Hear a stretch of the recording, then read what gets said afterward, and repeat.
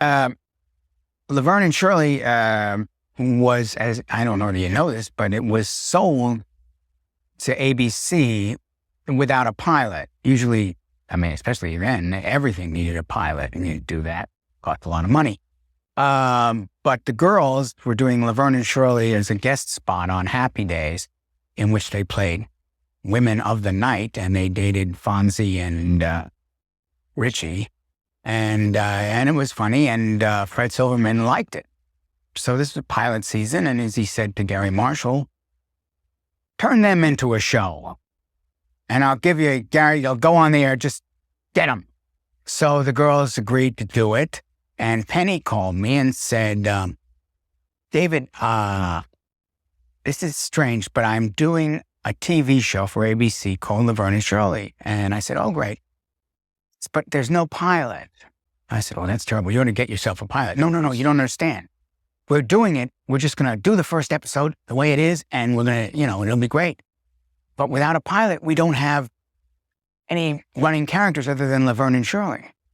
I said, I was thinking Lenny and Squiggy, which Michael and I have been doing since college, just for our own amusement and several other people. She said, I think they might be good last-ditch dates for the girls. I said, really? She says, yeah, I've tried to tell the writers about them, but I can't really figure out what I'm talking about. So if you could come to the party tonight, do the characters, and that'll give everybody an idea of it, and it'll be fun, and it'll be free drink. So I said, I don't know, I'll think about it. I don't know what I was thinking about.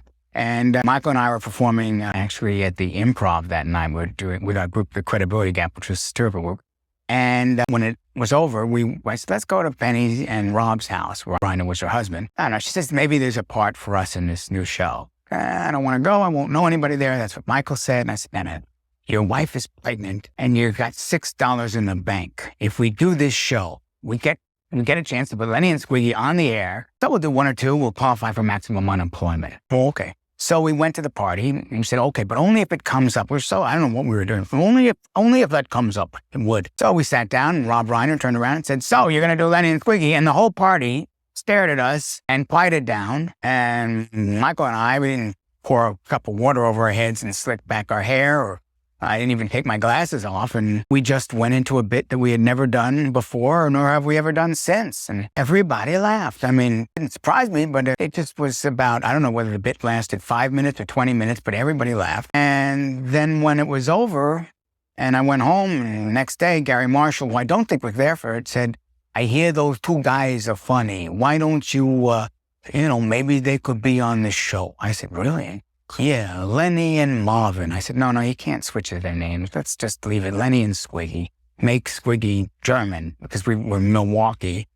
So Anthony Squigliano then became Andrew Helmut Squigman, and he was, of course, of German fraction. And Leonard Kosnowski, that's self-explanatory.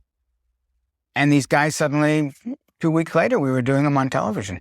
And basically, we were in charge of, because nobody really, we'd get jokes like the two of them arguing which was a bigger number, 5 or 10. And I'd say, that's not how they spend their stupidity. How dumb are these guys? They don't argue about that. That doesn't cross their mind. Let us handle it. So we were basically in charge of writing which number they thought was bigger, but also in charge of writing all of the jokes and the bits. And it was great. It was carte blanche.